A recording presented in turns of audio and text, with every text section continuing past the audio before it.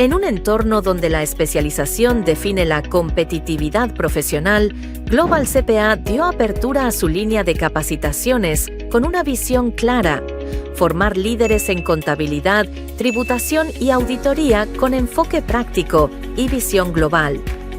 A través de nuestra escuela, nos especializamos en programas ejecutivos de alto nivel. Brindamos especializaciones, talleres técnicos y suscripción permanente a actualización profesional, con docentes de trayectoria internacional y contenidos alineados a los más altos estándares académicos. Tenemos convenios con organismos líderes de la profesión y formamos parte de una red internacional. Nuestros programas combinan experiencia, metodología eficiente y herramientas tecnológicas para garantizar una formación útil, aplicable y reconocida. Global CPA Business School, porque la capacitación profesional no es un costo, es una inversión estratégica. Y gracias por acompañarnos en este webinar organizado por Global CPA. Nos alegra mucho contar con tu participación, Jorge, y sobre todo con ustedes, los que están aquí conectados. Entiendo que también seguirán siendo más a lo largo que pase la hora, ¿no? Tenemos el gusto, como ya le dije, de recibir a Jorge Picón, reconocido tributarista, socio del estudio Picón y Asociados. Es un honor tenerlo con nosotros. Estamos seguros de que su experiencia y visión será de gran valor para todos. Antes de iniciar con el evento, quiero compartir con ustedes un breve resumen de la trayectoria profesional del doctor Picón, ¿no? Eh, Como ya les había comentado, Jorge Picón es socio en Picón y Asociados Asesores Tributarios, es abogado, Universidad de Lima, ¿no? Magíster en Administración de Empresas, Escuela de Administración de Negocios para Abogados CESAM, doctor en Derecho Empresarial en la Universidad de Sevilla, especialidades en España y Canadá en temas relacionados a convenios internacionales de doble tributación y precios de transferencia. Tiene un destacado desempeño laboral en cargos directivos en la Superintendencia Nacional de Administración Tributaria, entre ellos el de gerente de procedimientos tributarios e intendente nacional jurídico. Ha sido catedrático del programa de Magíster de SAN, Universidad de Lima, y programas de posgrado de la Universidad de Ciencias Aplicadas. Entonces, sin más preámbulo adicional, bienvenido Jorge de nuevo y comencemos con este webinar. Bien, de todo, muchas gracias por la invitación. El tema que vamos a tocar el día de hoy es ciertamente complejo. Permítanme poner las láminas para ubicarnos mejor. Am, digamos, la norma tributaria, digamos, o la tributación es algo bastante interesante, puesto que, como ustedes saben, a diferencia de lo que pasa con otras normas, la parte tributaria tiene un impacto directo, un impacto muy práctico en el Estado, es decir, es el principal mecanismo de financiamiento del Estado. Eso quiere decir que, digamos, la norma no es una norma estática, como, bueno, oiga, hoy día se me ocurrió que vamos a proteger los derechos laborales, pero el Estado no gana nada con eso. Vamos a administrar justicia, pero el Estado no gana nada con eso. Sin embargo, cuando uno habla de impuestos, el Estado vive de los impuestos, es decir, la recaudación es lo que financia finalmente lo que el Estado puede hacer o no hacer. Entonces, normalmente se entiende que cuando un país está en superávit fiscal, que en buena cuenta eso quiere decir que su recaudación supera su gasto público, oiga, la administración tributaria le baja el tono a las cosas y por lo tanto puede haber una relación más, no voy a decir armónica, pero en todo caso menos conflictiva entre la administración tributaria y el contribuyente. Pero cuando estamos ante una situación en la que hay déficit fiscal, en la cual quiere decir que el gasto público supera la recaudación por lejos, pues es una situación de estrés en la cual SUNAT o la administración tributaria correspondiente se va a concentrar en tratar de cumplir con metas de recaudación. ¿Cuál es la situación que tiene el país en este momento?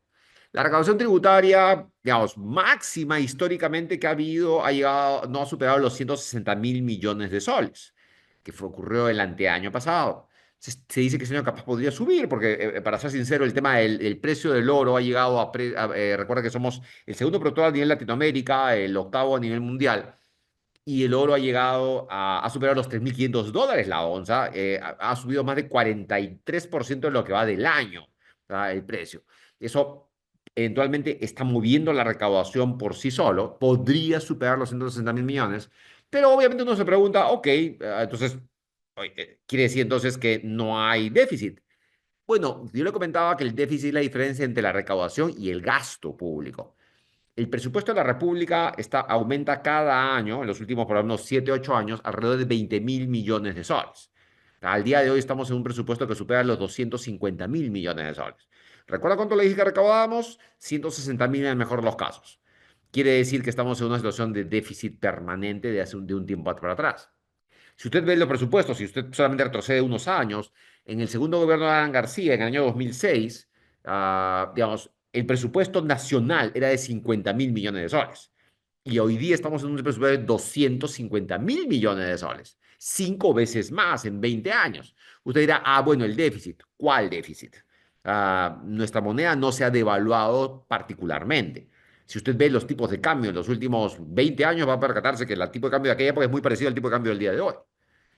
Sin embargo, el Estado está gastando mucho y eso genera la necesidad de que SUNAT salga a recaudar.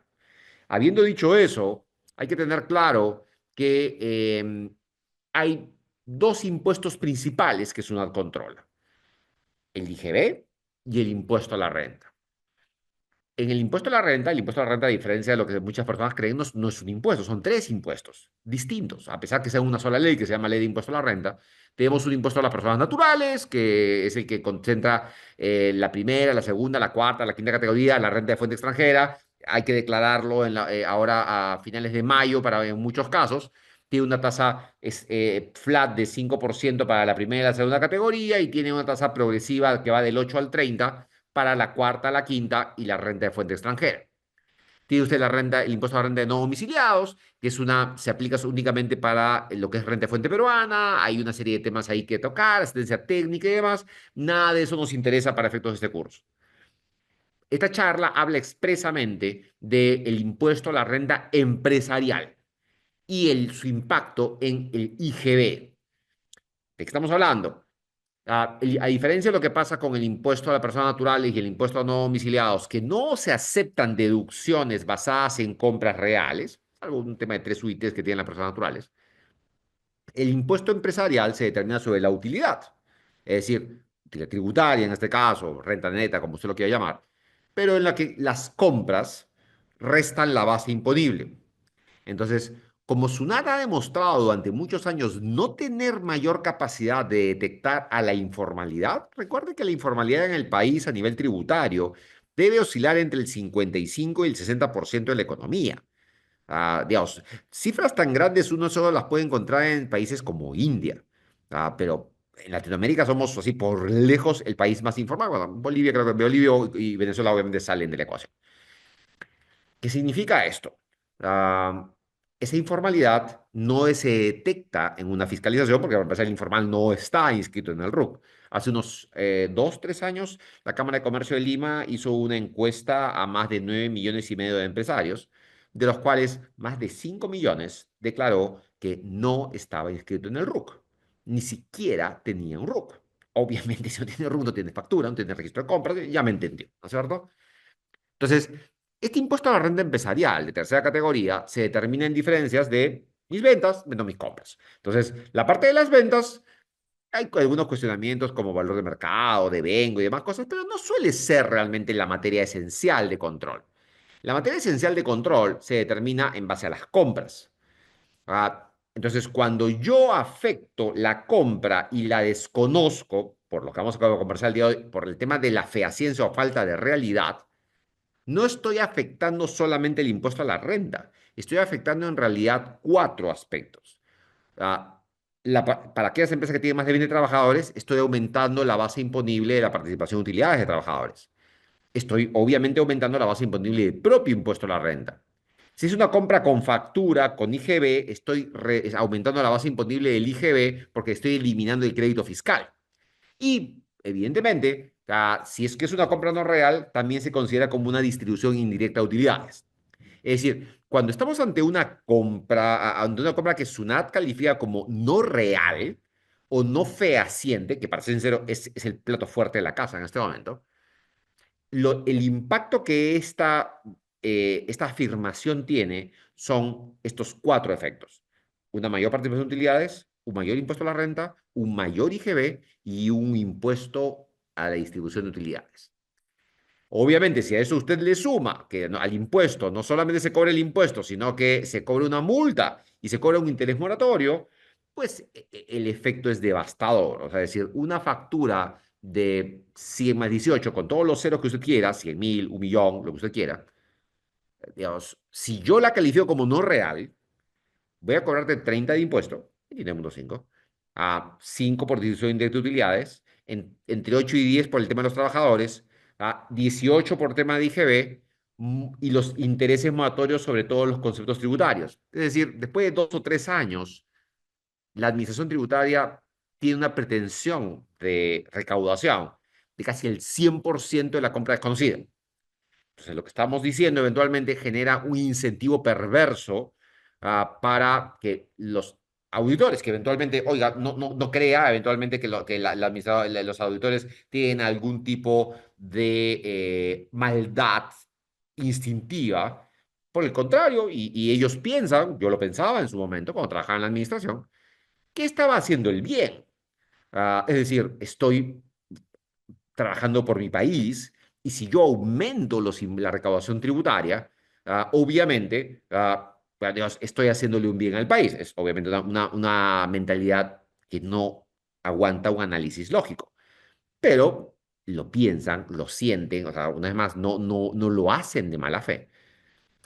Pero, obviamente, digamos, se percata eventualmente que la administración tributaria en estos casos muchas veces se considera como Robin Hood.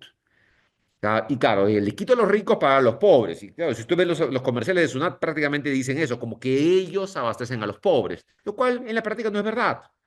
Si usted ve la distribución del presupuesto público, más del 25% del presupuesto se va en intereses por deuda pública, y en planilla se va más del 50%. Es decir, los programas sociales no significan ni siquiera el 1% del presupuesto nacional. Entonces, si usted tiene claro esto, no lo hacen de mala fe, pero desconocer compras tiene un impacto muy fuerte numéricamente. Entonces, bajo esa lógica, recuerde, la lógica de la estructura del impuesto a la renta, tiene como ya parte de determinar una utilidad tributaria, de los ingresos, le resto los gastos. Para que estos gastos sean deducibles, hace falta cumplir una serie de reglas. Yo hace ¿cuánto estamos hablando? Hace 27 años empecé a estudiar el tema este de la parada. Me pidieron que hiciera un curso para los auditores de SUNAT, cuando era gerente nacional en SUNAT, justamente sobre las deducciones. Y en ese momento me percaté, o sea, claro, en ese momento uno intuía que había reglas, pero hasta que uno no se pone a dar cuenta y empezar a ver los detalles de las reglas, no se da cuenta qué complejo es ese tema. Entonces, existen más de 32 reglas que permiten el desconocimiento, limitación o condicionamiento del gasto. Estas reglas se aplican de manera concurrente, por lo menos 7, a todas las compras. Una de ellas es la fehaciencia o la percepción de que el gasto es real. Pero cuidado, o sea, es decir, así usted me demuestra que es real, con lo complicado que vamos a conversar ahora, podría ser que usted de todas maneras pierda el gasto por, oye, mira, mi gasto es real, pero no le puse el sello no negociable al cheque con el que pagué. No cumplí con la bancarización, qué pena. Le pagué intereses al socio, pero ups, y le retuve el impuesto a la renta, pagué con la bancarización, pero no le pedí que emitiera un comprobante de pago. Lo siento, siga jugando, pero no me puede deducir este gasto. Es decir, las reglas están diseñadas para que usted eventualmente pierda el gasto. Entonces, bajo esta lógica, usted tiene que entender que los auditores de la administración tienen una batería de herramientas como para poder cuestionar los gastos, su deducción. Una de ellas, y la de moda, para ser sincero, es la fehaciencia, lo que vamos a conversar el día de hoy. Eso no quita todas las otras 30 reglas, pero nos demoraría, yo daba un curso en las universidades que demoraba 3 meses y medio, y no se podía profundizar tampoco porque el tiempo no es suficiente. Entonces, teniendo en cuenta lo indicado, hay que tener claro que hay dos reglas principales. Estamos hablando de la causalidad y la fehaciencia. La causalidad es básicamente la relación que existe entre la compra del bien o el servicio y la generación de rentas grabadas. Es decir, lo que yo tengo que acreditar en la causalidad es que la compra del bien o el servicio tuvo como finalidad determinante la generación de rentas o el mantenimiento de la fuente productora. Entonces, teniendo en cuenta esto que estamos comentando, digamos, usted como contribuyente está obligado a demostrarle a SUNAT para qué compró y qué fue lo que compró. Son las dos preguntas básicas que usted tiene que estar en capacidad de responder. Oye, pero el que compré obviamente está en el comprobante de pago. ¿En serio? ¿Usted realmente lo cree? Usted debe haber visto estas facturas que dicen por servicios prestados, por asesoría legal. ¿Qué asesoría legal? Hubo un caso muy interesante que se dio hace algunos años, en el cual era un banco, que pagaba más de 100 millones eventualmente, y le encontraron un recibo de honorarios de un abogado que le había emitido de $50.000, que era uno de los abogados más conocidos de Lima, un socio de uno de los estudios más grandes del país. Y pues el monto no era particularmente alto para el banco, se había pagado con cheque de gerencia y todo, el señor había declarado sus rentas, pero el auditor dijo, oye, pero ¿y por qué le pagaste, no? Le llamó la atención al auditor. Recuerde que el auditor no necesariamente, hay gente que me dice, no, yo hago esto todos los años y nunca pasa nada. Puede ser que no se haya percatado, pero el auditor le pueden cambiar al auditor o puede simplemente hacerse una pregunta distinta en una distinta fiscalización. Pero lo que usted tiene que tener claro en este caso es, en el caso que le comentaba, el auditor dijo, ok, servicios legales, demuéstrame en qué consistió el servicio legal. El directorio del banco nos dijo, no, no, mira, ¿sabes qué? Eso lo hizo la gerencia anterior, con cheque de gerencia, no tengo por qué decirle nada al auditor.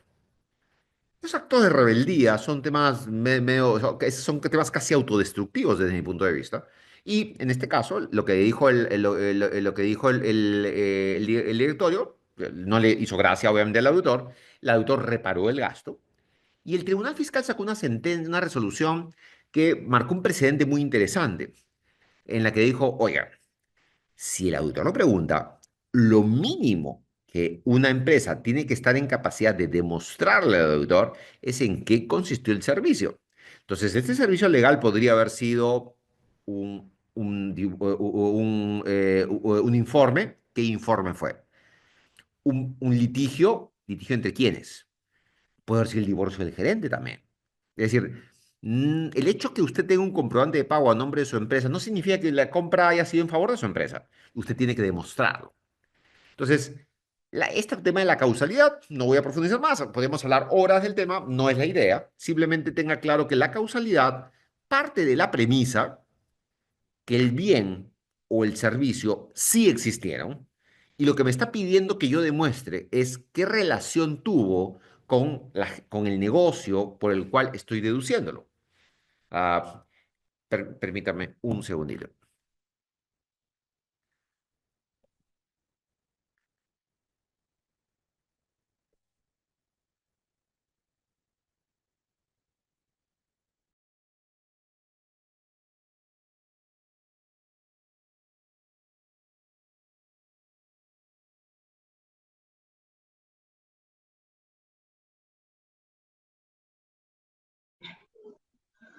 No se le escucha su audio.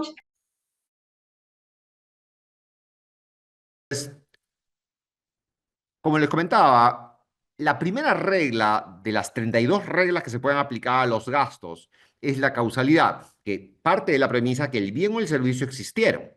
¿Ok? Y lo que cuestiona la causalidad es que me demuestres el destino o la finalidad de la adquisición. Ese no tampoco es la materia que vamos a ver el día de hoy. ¿Qué es lo que vamos a ver el día de hoy? Un paso para atrás, si usted quiere. Algo que no tiene una regulación. Usted no va a encontrar en la ley de impuesto a la renta esto que estamos comentando. Es la fehaciencia o prueba de la realidad de las adquisiciones. Es decir, mientras que en el caso de la causalidad yo parto de la premisa que el contribuyente no es un mentiroso y obviamente me está pasando una factura de un bien o servicio real, la fehaciencia va un paso atrás y dice, mira, yo sí creo que es un mentiroso. O sea, y creo que me está sacando que no existió jamás. Es una afirmación muy grave.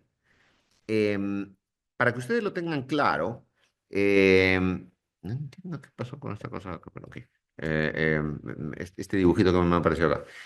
Am, lo que en este caso pide, cuestiona la fehaciencia es, oye, el bien, o sea, puede no haber existido, o habiendo existido, la persona que te lo facturó no fue el que te lo proveyó. Es decir, son dos afirmaciones distintas. O sea, hasta hace unos años había una tercera potencial afirmación y era el tema de las facturas clonadas o las facturas falsas. Hoy en día, con el tema de la facturación electrónica, debo admitir que eso es muy improbable. Pero hace unos años las facturas se falsificaban fácilmente. Aquellos que tengan más de 30 años deben haber visto pues estos reportajes que habían los domingos, el rey de la factura Bamba, en la que pues encontraban en Azángaro una persona que tenía talonarios de más de 500 empresas a las cuales obviamente él no le pertenecía, sino que iba y clonaba las facturas de grifos, de ferreterías y demás cosas. Eso hoy en día no me preocupa tanto, me preocupan los otros dos casos.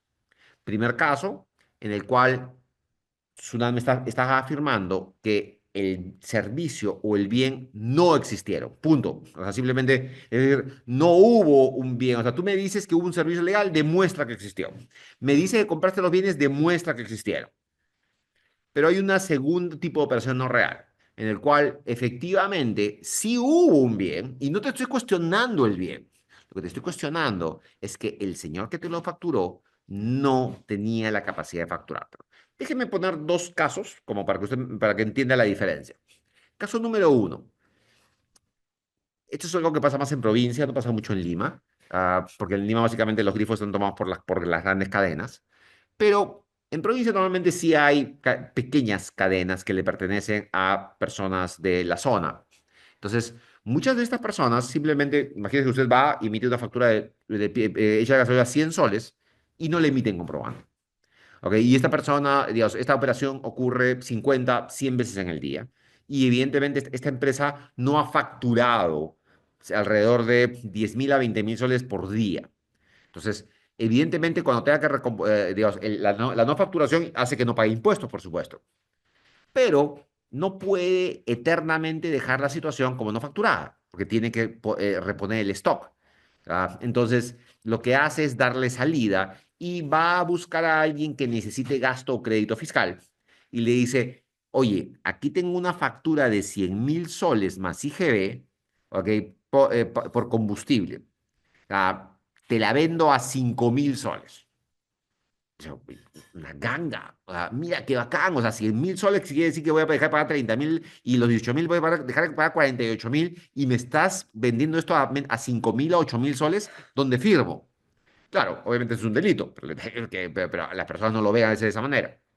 Entonces, ese es el caso de un bien que no existió. O sea, la factura, o sea, que le estoy emitiendo, que este grifo le está emitiendo a esta persona, o sea, está basada en un bien que jamás fue entregado al contribuyente. Por lo tanto, obviamente, la deducción no sería válida porque el bien nunca existió. Es primer escenario de operaciones no reales o no fehacientes. Esto que estamos comentando, en la ley de renta, como le digo, no lo va a encontrar, pero sí lo va a encontrar en el artículo 44 del IGB. El segundo tipo de operación no real, yo le comentaba que es aquella en la cual no cuestiono la existencia del bien, pero cuestiono que el proveedor, el que aparece como proveedor en la factura, no estuvo en la capacidad de hacerlo. Se da mucho, por ejemplo, en el tema de la agroindustria, o es decir, desde que el año 2004 la norma tributaria exige que cuando yo compro bienes, yo debo pagar de manera bancarizada, de lo contrario no es deducible. Entonces yo, imagínense que yo necesito comprar leche, pues en los valles, y para comprar la leche eventualmente tendría que hacer el depósito en la cuenta de la persona que vende la leche. Sin embargo, de 100 proveedores de leche, posiblemente 70 no tengan cuenta bancaria. Entonces, lo que hacen muchas veces estas empresas, oye, ¿sabes qué? Me voy a poner de acuerdo con Don Paco, y Don Paco es en este caso la persona que va a copiar la leche de sus vecinos, y Don Paco me emite una factura y yo le pago a Don Paco. Mira, qué bueno. Sin embargo, o sea, si retrocedemos un paso, a ver, Don Paco me ha vendido 100 unidades de leche. Para que Don Paco haya podido producir 100 unidades de leche, sus vacas tendrían que haber dado leche por más de 50 horas al día, lo cual obviamente es imposible. Entonces, eso quiere decir que Don Paco, por mucho que emitió una factura de 100 unidades, él no pudo producirlas y no tiene en su contabilidad la compra de la leche. Lo que quiere decir que no es posible que él haya podido venderme las 100 unidades de leche. ¿Verdad? No hay duda que la leche la compré porque la he producido yogur, he producido una serie de cosas, pero lo cierto es que no me la vendió este señor que me emitió la factura.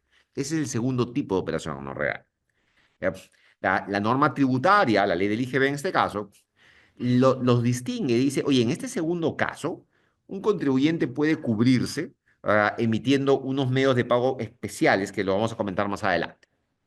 Entonces, lo que tenemos que tener claro es que la fehaciencia no está cuestionando el destino del bien o el servicio. Está cuestionando o su existencia o la incapacidad del proveedor de habérmelo vendido o prestado si es un servicio. Y en estos casos, en ambos casos, el resultado es el desconocimiento de la compra. Y una vez más, recuerden los efectos es no gasto, mayor participación de utilidades, ah, no crédito fiscal e impuesto a la distribución indirecta de utilidades. Entonces, como comentábamos, ah, la norma tributaria en el artículo 44 de la ley de la ley de renta no regula el tema de operación no real, con lo cual obviamente uno se pregunta, oye, entonces, ¿cómo me lo pueden aplicar para la renta? De una manera bastante intuitiva, si usted gusta. Pero la ley de renta no tiene regulación sobre la materia. La ley del IGB es la que lo regula. Y como le comento, básicamente lo trata dentro del artículo 44 como operaciones no reales. ¿Ah? O una operación en la cual el bien no existió, simulación absoluta, o una operación en la que el bien sí existió, pero el proveedor no es quien me lo pudo haber vendido, simulación relativa. El año pasado, en agosto del año pasado aproximadamente, la administración sacó una guía, algo que se llama una guía de referencia, ¿ok? Señalando cómo los contribuyentes podían probar cuando SUNAT cuestionara la fehaciencia de los gastos. A ver, retrocedamos un poco. Cuando hablamos de la fehaciencia de los gastos, obviamente uno se pregunta, oye, ¿y SUNAT puede pedirme una prueba de cualquier compra? Es decir, simplemente cualquier compra está en cuestionamiento. Eso me obliga a retroceder un poco en el tiempo.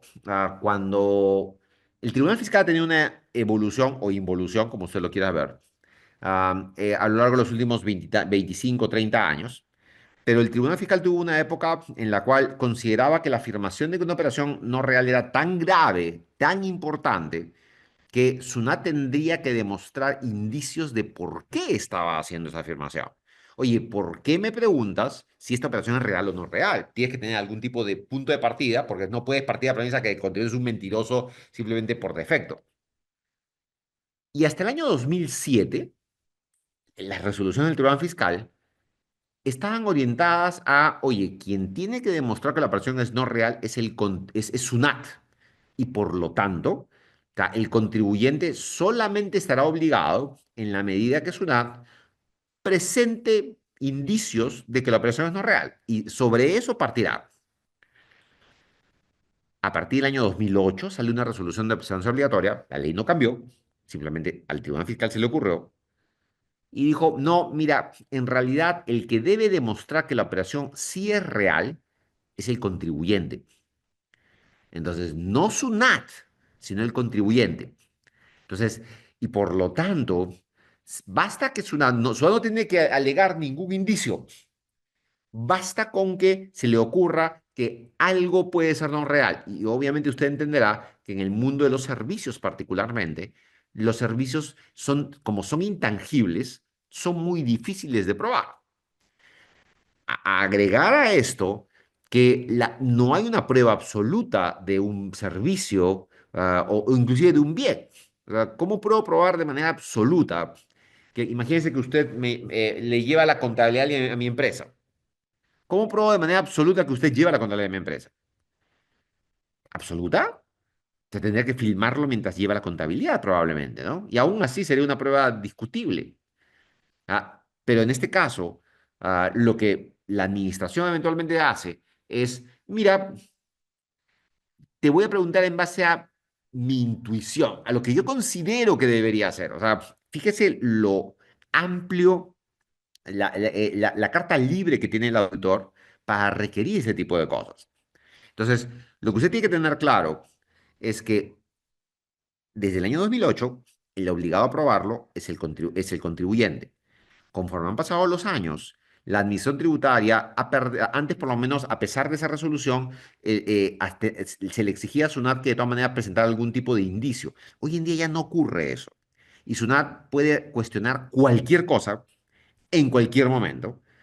Y obviamente usted me preguntará, ¿y qué defensa tiene el contribuyente? Bueno, en esta guía de referencia, que dice que es de referencia solamente, me hablan de una cantidad de documentos que es realmente psicótica, no tengo otra palabra a utilizar, ¿no? Que es imposible que una empresa mediana, o sea, pueda tener. O sea, una burocracia absoluta. ¿A dónde estamos yendo con todo esto? Conforme va evolucionando la necesidad de caja de SUNAT, hemos podido ver que los auditores, o sea, cada vez más son más desconfiados o le ponen mucha más puntería al tema de las operaciones no reales. ¿Hasta dónde podemos llegar? A ver, lo primero que le menciono respecto a la guía de referencia es que solo desarrolla 4 casos: los gastos de remuneraciones de personal, publicidad, capacitación y de viaje. Pero en la práctica eso no puedes conocer cualquier cosa. Yo tengo un caso, por ejemplo, en el que un auditor pidió el acceso al cuaderno de obra. Un cuaderno de obra, como usted sabe, cuando hay una obra de construcción civil, ahí está pues todo el tema de los costos y demás cosas. Bueno, vio el cuaderno de obra y nos desconoció la construcción de una carretera de varios millones de dólares, ¿ok? Que había sido entregada al MTC. Teníamos la foto inclusive con el ministro recibiendo la factura, la carretera. No le pareció. Nos dijo, oye, el cuaderno de obra no me inspira confianza. Claro, obviamente yo le pregunté, oye, ¿y lo has entendido siquiera? Es decir, yo estoy más de 30 años en esta construcción y no me animaría a interpretar un cuaderno de obra porque soy un abogado, pues, o sea, no soy un ingeniero, no es mi día a día, no tengo claro que tú ni siquiera hayas entendido esto. O sea, sin embargo, miren qué peligroso. O sea, al auditor no le pareció, pues. Y como no le pareció, boom, me desconoce más de 5 millones de dólares de gasto solamente porque no le convenció un cuaderno de obra. Tan amplia es la facultad de SUNAT? Bueno, legalmente no, operativamente es lo que está haciendo. Me gustaría decirles, mire, no se preocupe, que es un caso aislado. Falso. Es un caso que ha hecho metástasis. ¿Verdad? Se ha generalizado por toda la administración. ¿Por qué? Porque se han percatado que no es quien tiene las de perder al momento de probar la realidad de un servicio, no es SUNAT, sino es el contribuyente. Porque lo peor que puede pasar con SUNAT es que simplemente, ok, perdí un caso, pero finalmente no pagué nada. Si es que el contribuyente lo pierde, tiene que pagar todo lo que hemos conversado. Entonces, es una matemática muy perversa la que estamos conversando y que lamentablemente, como le decía, se ha generalizado. Es decir, casos típicos, por ejemplo, en lo que estoy encontrando el tema de la fehaciencia, las facturas del exterior por servicios, la mayoría de casos de operaciones no reales. Facturas intragrupo, o sea, por ejemplo, que una empresa le lleva la contabilidad y la gestión al resto de las empresas, me desconoce por falta de realidad. Oye, pero ¿por qué falta de realidad? Si el que emitió la factura ha pagado sus impuestos, dije, ve, además, ahí están los contadores y los abogados, ¿ah? Sí, sí, pero no me convenciste con los documentos. ¿Qué documentos te debía presentar? Vamos a comentar un poquito de eso. Entonces, ¿qué hemos dicho de las operaciones no reales? No es la causalidad, la carga de la prueba al día de hoy está en cabeza del contribuyente, no de SUNAT, por lo menos según el Tribunal Fiscal. No está regulado en la ley de renta, con lo cual eso le da una amplitud muy grande de casuística a la administración, en la cual simplemente pedir pruebas que quizás ni siquiera entienda. ¿Ya? Y los efectos económicos, o sea, digamos, en determinación de deuda, de calificar una operación como no real, son estos cuatro que hemos comentado. Desconocimiento, o sea, aumento de base imponible de partidas de utilidades, de renta de tercera categoría, de IGB y de distribución indirecta de utilidades. Entonces, una de las cosas, regresando a esta guía de referencia de SUNAT, que les recomiendo que lean una mirada, está en la web de SUNAT, simplemente pongan guía de referencia, operaciones de eficiencia de los gastos, le va a aparecer, le va a jalar a través de Google. Ah, solamente menciona estos cuatro casos, pero uno de los casos que a mí me quita el sueño, que estoy viendo que efectivamente, hasta el momento yo había visto en los últimos 20 años, casos de operaciones no reales de facturas de proveedores, recibos por honorarios, facturas del exterior, pero casos de remuneraciones del personal, ciertamente, recuerdo haber visto un caso y era un caso que era muy, muy, muy, muy particular. Sin embargo, SUNAT ha puesto eso dentro de la guía de eficiencia de gastos. Como se percata, el caso que desarrolla esta guía son gastos de remuneración al personal. Y cuando usted entra ahí, o sea, le piden, oye, para probar que el servicio, quiero que me demuestres que el gerente financiero hizo su trabajo. ¿Cómo te lo pruebo? Ahí te dice correos electrónicos, demuestra lo que hizo, demuestra los papeles que firmó. O sea, yo tengo ya tres casos de empresas grandes en las cuales SUNAT se ha atrevido, porque no tengo otra palabra, otro verbo a utilizar, a desconocer gastos relacionados, o sea, el pago de planilla de los ejecutivos de la empresa. ¿Pero por qué haría algo así? ¿Recuerda que hemos conversado al comienzo de por qué lo hace? No lo hace de mala fe, no lo hace porque son malignos, lo hace porque cree que su trabajo aumentar la recaudación. Es decir, no está yendo el error filosófico, falta de mejor palabra, que tienen muchos auditores, es que consideran que cuando llevan a fiscalización de la empresa, no están yendo a verificar el control el cumplimiento de obligaciones tributarias, sino que están yendo a recaudar. ¿Entiende la diferencia? La diferencia es esencial. La fiscalización, en principio, tendría que ser verificar que el contribuyente, de manera razonable, ha cumplido con las obligaciones tributarias. Así que si yo no determino deuda en una fiscalización, no debería ser un gran problema. Sin embargo, en la práctica, los auditores van a aumentar la recaudación. Eso quiere decir que no pueden irse sin hacer una acotación. Y el tema de la eficiencia de los gastos es sumamente peligroso. O sea, como le comento, por el tema de necesitaríamos, obviamente en esta charla estoy dando de dar las ideas principales.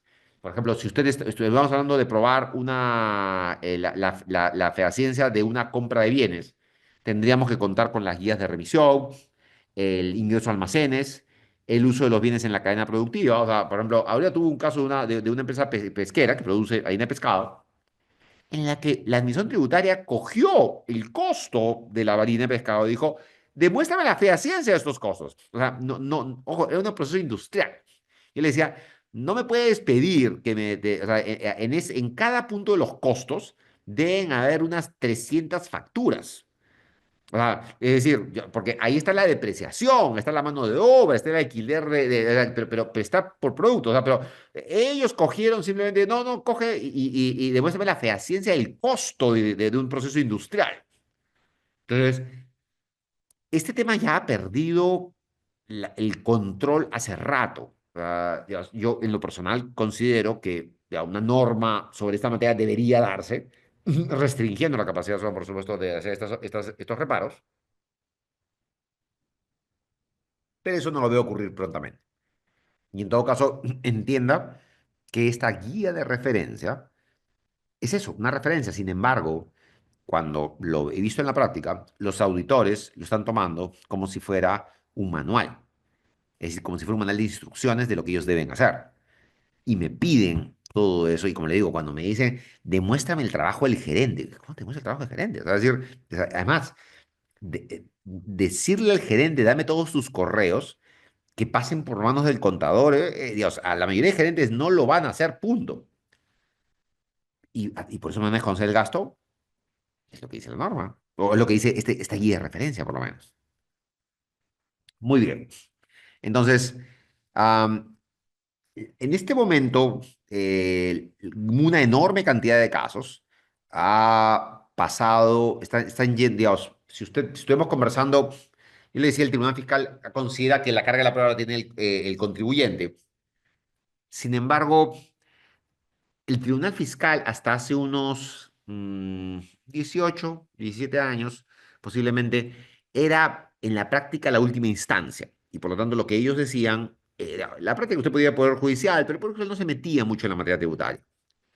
Pero como el Tribunal Fiscal ha bajado mucho su nivel de credibilidad frente a los contribuyentes, de manera sistemática los contribuyentes están yendo cada vez más al Poder Judicial. Y el Poder Judicial ha desarrollado una teoría interesante sobre el tema de la carga de la prueba. Es decir, la carga de la prueba, según Sunat, la carga de la prueba la tiene el contribuyente.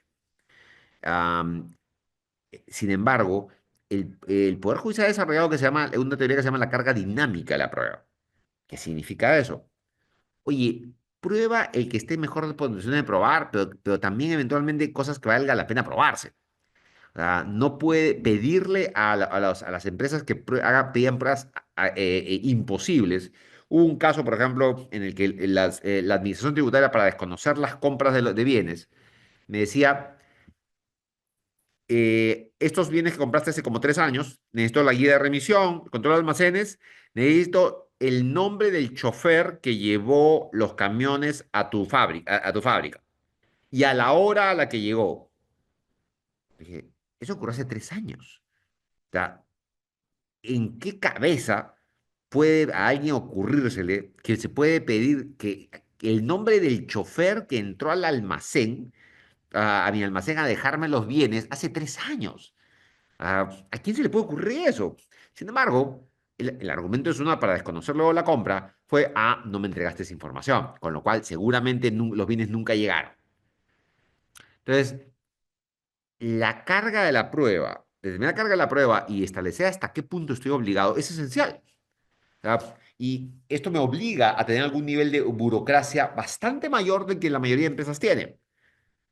Perfecto, entonces, si yo encargo un servicio, voy a tener que pedir un informe, voy a tener que pedir eventualmente una serie de papeles, o sea, y quizás así no, aún con eso no convenza al auditor, pero es lo que hay que tener claro.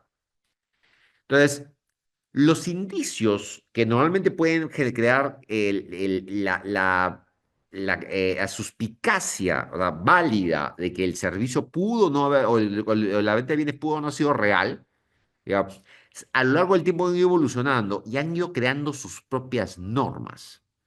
Es decir, por ejemplo, hasta hace unos años, si yo no utilizaba un medio de pago, una transferencia o el dinero entraba en la cuenta del vendedor, del prestador del servicio, digamos, es un indicio de que la persona no es real. Sin embargo, eso ya no funciona así desde el año 2004 y con más claridad a partir del 2023.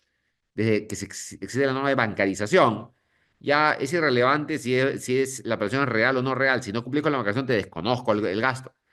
Y en el 2023, uno de los legados de Castillo, me introduce una norma nueva, más compleja aún, en la que dice que si usted la factura se la emite A y si usted le entrega el dinero a alguien que no sea A, cosa que la bancarización sí permitía, usted debe comunicarse de manera previa al pago a la SUNAT. Y si no se lo comunica, no cumplió con la bancarización y por lo tanto no me interesa si la operación es real o no. Perdió el gasto y el crédito fiscal.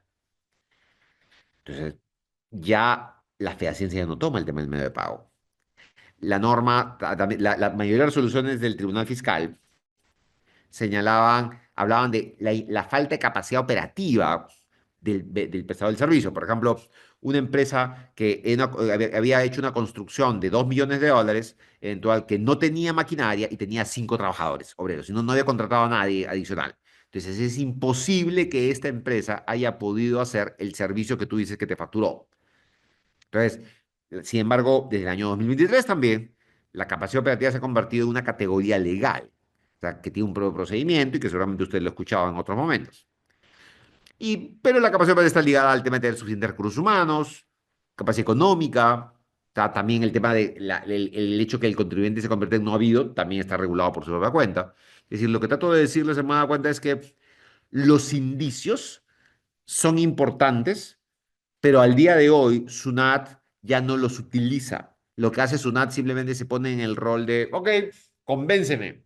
Yo te he pedido esto, convénceme que esta construcción fue real, convénceme que este costo realmente fue real. Cosa que es muy difícil, por cierto, porque ellos normalmente no están dispuestos a ser convencidos. Entonces, repasemos entonces. Digamos, cuando hablamos de operaciones no reales o falta de fehaciencia, estamos hablando de un sistema de desconocimiento de deducciones de renta y de IGB, que da como consecuencia un aumento de impuestos, IGB, renta, impuesto a la renta de distribución de utilidades y participación de utilidades. Digamos, no es un tema que esté regulado en la norma de renta, tiene alguna regulación en el tema del IGB, pero es un tema básicamente casuístico. De acuerdo al Tribunal Fiscal y a entendimiento de SUNAT, la carga de la prueba la tiene el contribuyente. Por lo tanto, al día de hoy, SUNAT puede requerir literalmente casi cualquier cosa, cualquier operación le puede parecer no real, y yo tengo que estar en la capacidad de probar que lo es. ¿Cómo lo pruebo? Bueno, usted puede tomar como punto de referencia esta guía que aplicó SUNAT, pero créame, cuando usted la lea va a darse cuenta, oye, esto no lo puede hacer, o sea, Dios, si Contraloría le aplicara esa guía a SUNAT, meterían en la cárcel probablemente la mitad de los, porque no pueden probar nada que hayan comprado. Sin embargo, al contribuyente sí se la aplican.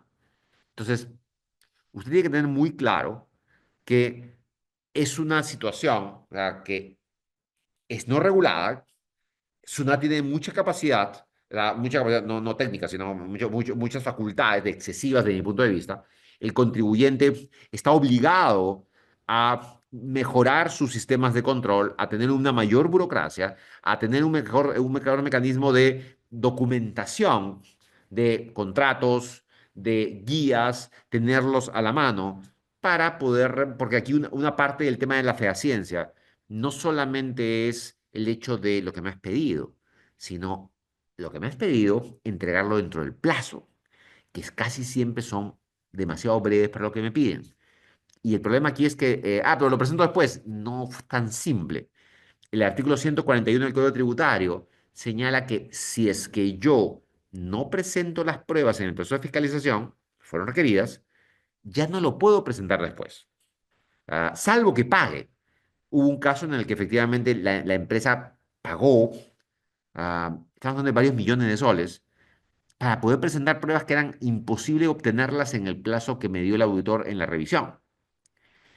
Pero esa es la situación, ese es el punto donde estamos parados. Bueno, ahora paso a sus preguntas, porque me imagino que van a tener algunas preguntas sobre esto que hemos estado conversando, para ver, digamos, cómo les puedo ir aclarando más el panorama. Permítanme.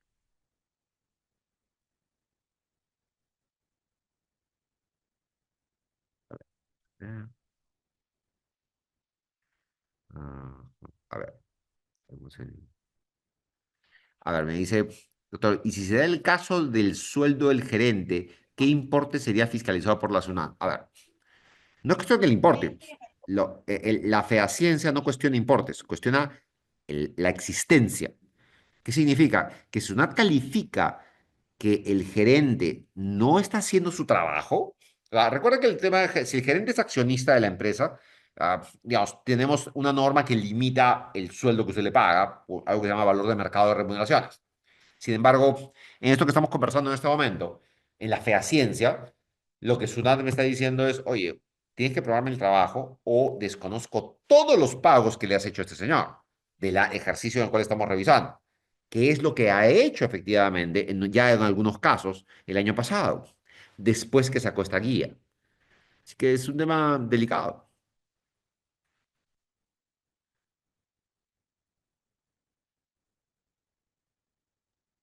Dudas, preguntas. Invitamos a los participantes que puedan encender el micrófono y plantear sus consultas.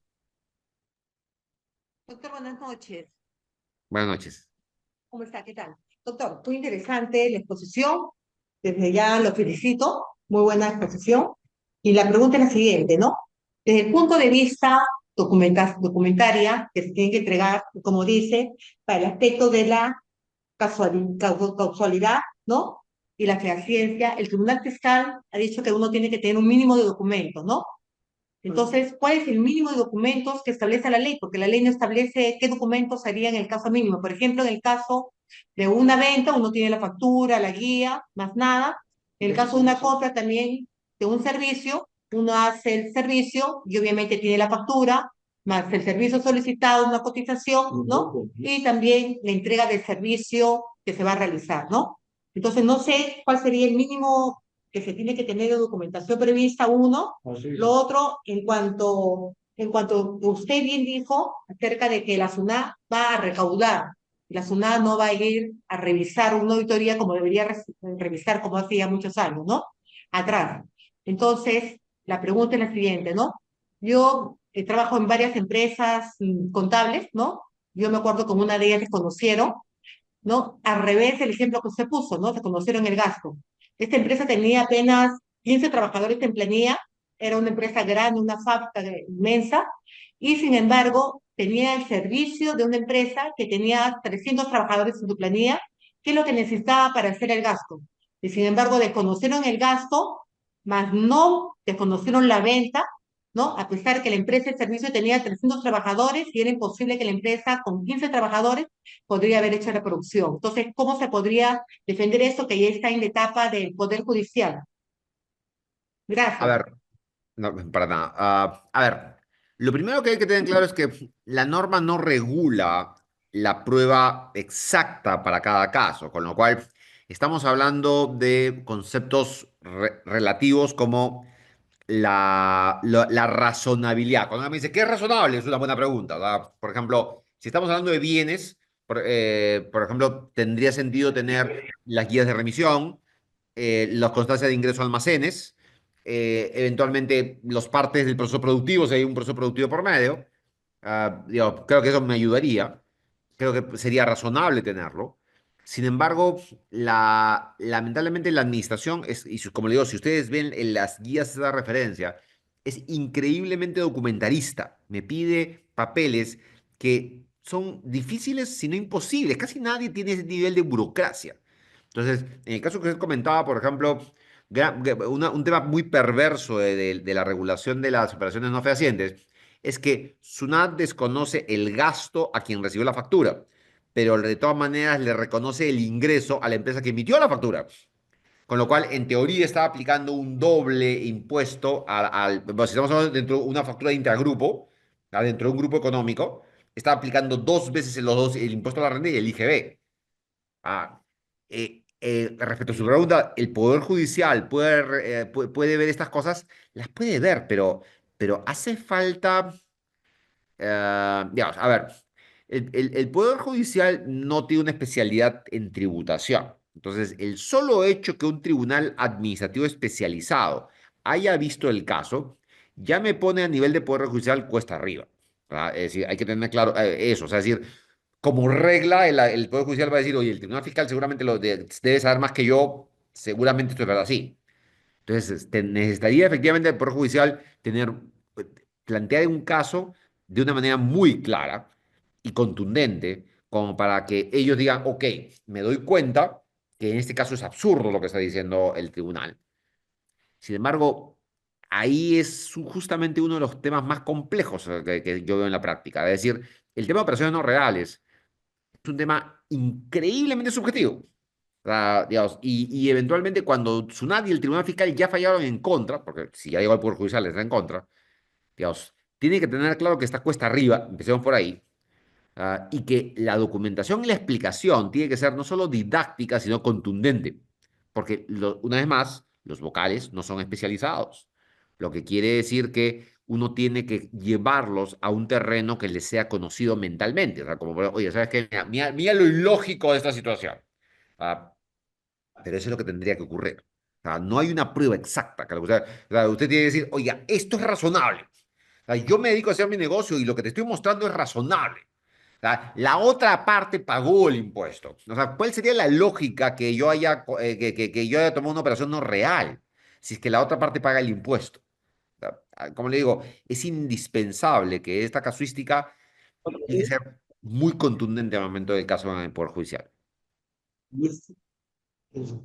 Ya, doctor, después también usted habló acerca de que ahorita SUNAT se ha enfocado prácticamente en cuatro grandes grupos, ¿no? Que son planillas, publicidad, ¿no? Capacitación y gastos de viaje.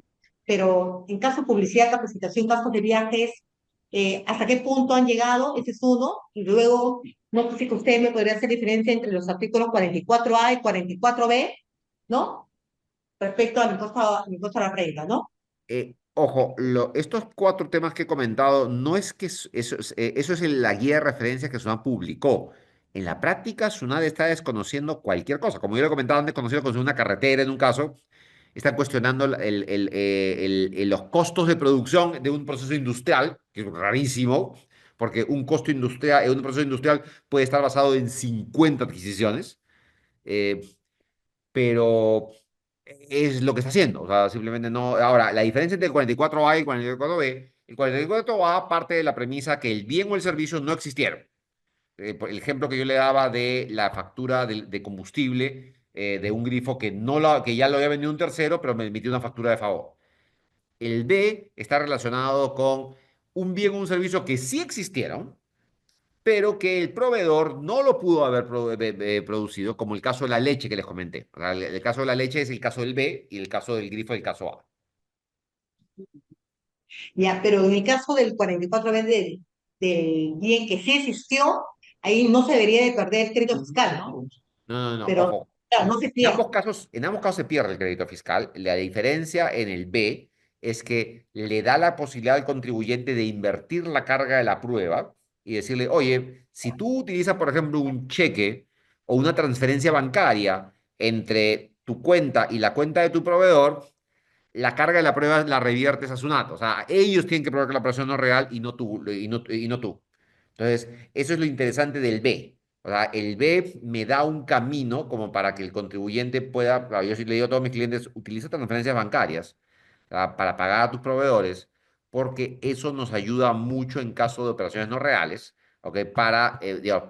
Porque la carga de la prueba la invertimos contra SUNAT. Doctor, dígame, ¿y eso es hasta el año 2007, porque en 2008 cambió la ley, o no? Eso sigue vigente hasta ahorita. No, esto que estamos conversando es la ley actual. Lo que yo le decía el 2007-2008 no era una ley, sino es el criterio que tenía el Tribunal Fiscal respecto a la carga de la prueba. Ah, ok. Y dígame, en el momento hay alguna institución, algún grupo que está dedicando realmente a hacer un frente artesanal y no un frente para facilitar, porque el frente, saben, deberían cobrar sus impuestos, pero lo que no deberían hacer es ir a unas empresas prácticamente, disculpe usted, a robar a los empresarios, ¿no? Y Lo, simplemente quebrar. Que si ahorita se están dedicando el costo, que es el 75%, 78% de muchas empresas, el mayor gasto, simplemente te quiebran el costo y te quiebran las empresas. Entonces, hay algo, algún movimiento, algo que se están afiliando a las empresas, porque debería de ser eso, pues, una unanimidad entre todas las empresas, ¿no? Porque deberían que- hacer un frente, ¿no? Quienes Dígame están usted. llamados a hacerlo vendrían a ser los gremios. Yo he trabajado con varios gremios sobre esta materia en distintos momentos, pero lamentablemente, pues muchos gremios a veces le tienen a veces un poco de temor a SUNAT, SUNAT no los escucha, uno plantea casos de alta dirección, pero no lo entienden. Yo creo que gran parte del problema es que se ha hecho metástasis esto y ya se ha generalizado en la economía. O sea, no estamos hablando de casos aislados, sino que se ha convertido en la regla lo que estamos conversando. Sí, debe ser. Doctor, y la última pregunta, para ya no preguntar tantas cosas, le quería preguntar lo siguiente. Si, por ejemplo, un fiscalizador viene, en el caso de esa empresa grande que le decía, y él dice, bueno, ¿sabes qué? Yo te aplico a ti la 44A, ¿no? En lugar de la 44B, ¿no? Si se equivocan en la aplicación porque sí existía el producto, sí existían todas las partes de producción, existe tanto, sí que existe la venta, ¿no? Y sin embargo te desconoce. Entonces, cuando estás en el Poder Judicial, me imagino que en ese momento ellos aplicarán pues la ley, ¿no? ¿Qué aplicaste? 44A, 44B, ¿qué aplicó SUNAT? ¿Qué debiste aplicar? o no llegan a ese extremo? Gracias. Bueno, hay resolución del Tribunal Fiscal en la que la aplicación errónea del inciso ha dado como lugar la nulidad del caso, porque efectivamente, digamos, como usted bien dice, si es que yo puedo probar que el bien existió y SUNAT se basa en el A, o sea, en realidad la acotación no tiene una base legal sólida y declaran la nulidad del caso. Ok, muchísimas gracias, doctor. Para nada. Hay una pregunta de Jacqueline Texi. Dice, si el cliente rubro servicios de ingeniería obtuvo varias compras de materiales en noviembre de 2024, alrededor de 50.000 más IGB, y luego el proveedor las anulan en marzo de 2025, ¿eso la SUNAT puede presumir falsedad? ¿Qué corresponde? A ver, la anulación, a ver, para emitir una nota de crédito, para empezar, entiendo que la anulación ha tenido que venir con una nota de crédito, requiere que la contraparte reciba esto. O sea, es decir, vamos a ver, si el proveedor emitió una factura en noviembre y en marzo del año siguiente la está anulando, lo primero que tiene que hacer es emitir una nota de crédito en el que revierta y obviamente esta nota de crédito tiene que ser recibida por la contraparte y ella tiene que devolver el crédito fiscal. Puede dar como lugar que Tsunade entienda que la operación no es real. Vamos, me imagino que depende. Lo he visto sí ocurrir. En un caso en el cual una empresa efectivamente tenía que pagar un montón de impuestos y un proveedor vinculado le emite una factura altísima y a los 4 meses la revierte. Sí, en ese caso dijo, no, sabes que has utilizado el tema de la facturación para crear crédito fiscal, así que considero que la factura original era no real y por lo tanto no te la acepto. Y en teoría, si es que hubo una devolución, ya pues tendrías que rectificar esa devolución después, ¿no?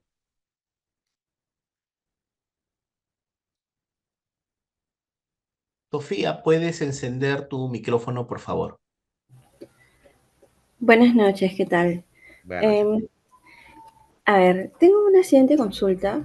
Miren, em, en una empresa que se dedica a hacer comercialización, sus ejecutivos de venta han efectuado las recaudaciones de los clientes, las cobranzas, pero normalmente a nivel operativo estas cobranzas de los ejecutivos lo han debido depositar directamente a la cuenta de la empresa.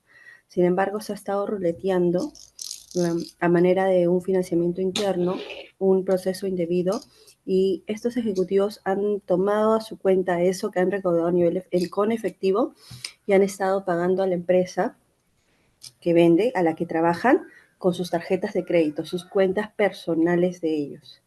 Ahora, se detectó, bueno, se puso un aspecto de una cuestión de control interno, pero eso tiene una implicancia adicional tributaria. Por ahí me llamó la atención que podría ser un incremento patrimonial no justificado de ellos, pero ¿puede comprometer a la empresa en algo? A ver, vamos a ver. Bueno, puede tener varias implicancias, para ser sincero. Es decir, si es que estamos hablando de facturas que debió haber dado crédito fiscal a tu cliente, y le han pagado a la cuenta del gerente. Yo les comentaba que de año 2023 la ley cambió y dijo que tú no le puedes pagar a nadie que no sea el que haya emitido la factura, salvo que se lo comunique de manera previa a la SUNAT. Es decir, si no han hecho esta comunicación, pues quien recibió la factura de venta de su empresa no va a poder usar el gasto del crédito fiscal. Puede dar como resultado un incremento patrimonial justificado lo mismo, o sea, porque la norma dice efectivamente que si tú no haces esa comunicación de manera previa, tampoco puedes justificarlo para fines de incremento patrimonial no justificado, con lo cual tienes un doble efecto ahí. La respuesta a tu pregunta es sí. O sea, es decir, el hecho de que ellos hayan recibido un dinero y no lo comunicaron de manera previa a SUNAT, da como resultado que el cliente no va a poder usar el gasto del crédito fiscal y que ellos pueden ser susceptibles de incremento patrimonial no justificado. Las dos cosas. Comprendo. Entonces, esta implicancia va más para ellos, a nosotros, digamos, a la empresa como Y a, tal. y a los clientes de la empresa, ojo, ¿ah? O Claro, sea, eso puede, digamos, generar implicancia en una cuestión de imagen, de pronto, ¿no? De imagen de la empresa, por los no procesos. necesariamente imagen, ¿ah? O sea, decir, yo tengo casos en los cuales efectivamente los clientes, no en el caso puntual, porque aquí el cliente conocía la norma y la ha incumplido con conocimiento. En principio, lo que el cliente en este caso debería haber hecho es pagarle a la cuenta de la empresa. Al no haberlo hecho, ellos mismos han creado el problema, pero en más de un caso ha dado lugar a reclamos a la empresa que emitió la factura, ¿no?